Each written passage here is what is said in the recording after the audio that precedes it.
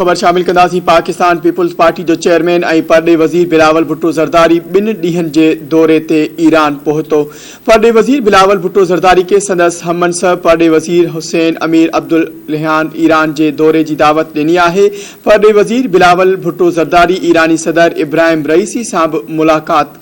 परॾे वज़ीर बिलावल भुट्टो ज़रदारी मशहद वेंदो जिते खेसि ज़ियारतुनि जो शर्फ़ हासिल कंदो। परॾे वज़ीर बिलावल भुट्टो ज़रदारी ईरानी इख़्तियारनि सां अफ़गानिस्तान ऐं ॾखण एशिया में अगभराई जे हवाले सां ॻाल्हियूं कंदो। ज़रियनि जो चवणु आहे त ख़िते जी सिक्योरिटी सूरत हाल ते पिणु ख़्यालनि जी ॾे वठि कई वेंदी। वज़ीर आज़म शहबाज शरीफ की सदारत हेठि वफ़ाक़ी काबीना जो इजलास थी गुज़रियो। वफ़ाक़ी काबीना जे इजलास में 3 नुकाती एजेंडा ते गौर वीचार कयो वियो।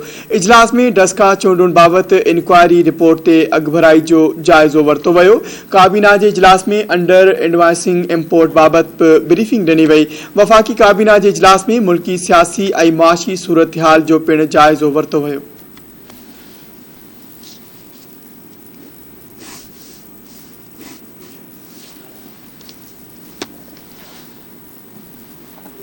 वफ़ाक़ी वज़ीर एहसन इक़बाल चयो आहे त आलमी मंडी में तेल महांगो थी रहियो आहे, जंहिं सबबि महांगाई में वाध थी आहे।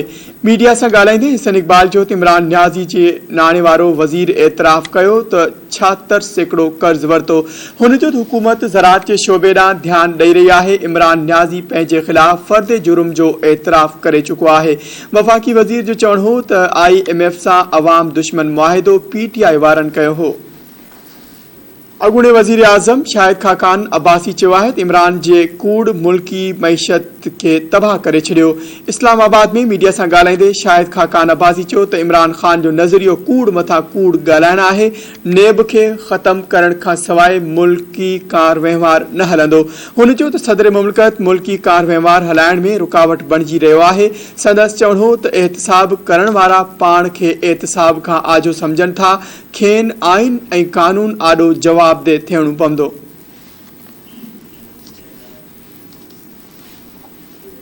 माहौलियाती तब्दीली वारे वफ़ाक़ी वज़ीर सेनेटर शीरी रहमान चयो आहे त तहरीक इंसाफ़ वाहिद पार्टी आहे जंहिं जो मक़सद कूड़ ॻाल्हाइणु आहे।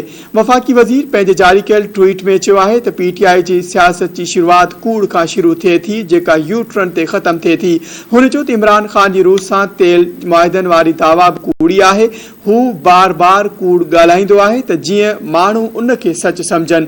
शीरी रहमान चयो त हाणे त रूसी कौंसल जनरल बि इमरान ख़ान जी दावाउनि खे रद्द करे रहियो आहे। इमरान ख़ान खे क़ौम सां कूड़ ॻाल्हाइण ते खेसि माफ़ी वठणु घुर्जे। शीरी रहमान चयो त छा इमरान ख़ान खे ॼाण नाहे त कहिड़े मामले ते हू कूड़ ॻाल्हाए रहियो आहे। हुन चयो त इमरान ख़ान आलमी सतह ते अणॼाण आहे। हू ॻाल्हियुनि खे मुआहिदो सम्झी वेंदो आहे।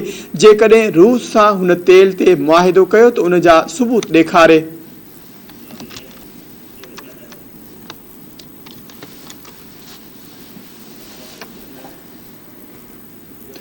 नवाबशाह में समाजी तंज़ीम पारां वधंदड़ महांगाई ख़िलाफ़ एहतिजाजी मुज़ाहिरो कयो वियो। वधंदड़ महांगाई ख़िलाफ़ समाजी तंज़ीम पारां प्रेस क्लब आॾो एहतिजाजी मुज़ाहिरो कयो वियो।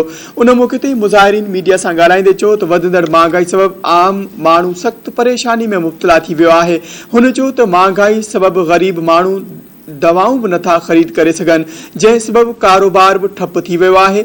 मुज़ाहिरीन मुतालबो कंदे चयो त दवाउनि जी क़ीमतुनि में घटिताई कई वञे त जीअं आम माण्हू खे फ़ाइदो मिली सघे।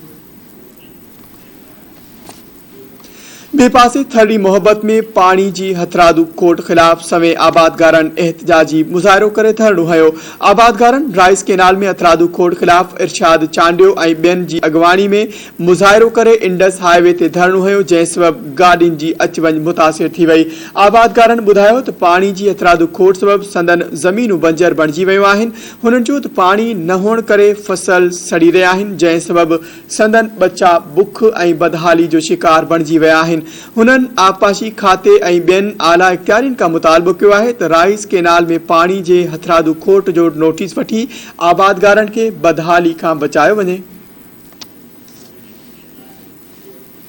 नौशेरो फिरोज में गंदगी खिलाफ शहरीन पारां एहतजाजी मुज़ाहिरो कयो वियो। शहर में गंदगी वधण ऐं गटरनि जो पाणी मुख्य रस्तनि ते बीहण खिलाफ शहरीन पारां एहतजाजी मुज़ाहिरो कयो वियो। मुज़ाहिरीन जो चवणु आहे त शहर जो ड्रेनेज निज़ाम तबाह थी वियो आहे, जंहिं सबबि घिटी घिटी में गटरनि जो गंदो पाणी बीहजी वियो आहे। हुननि चयो त शहर जी रेशम बाज़ार, हेठाई चौक ऐं ॿिया इलाइक़ा गंदे पाणी में ॿुॾी विया आहिनि, जंहिं करे अच वञ में तकलीफ़ थी आहे ऐं केतिरनि ई बीमारियुनि में कर खंयो आहे। मुज़ाहिरीन मुतालबो कंदे चयो त शहर मां गंदे पाणी खे निकाल कराए सफ़ाई सुथराई कराई वञे त जीअं रहवासी सुख जो साह खणी सघनि।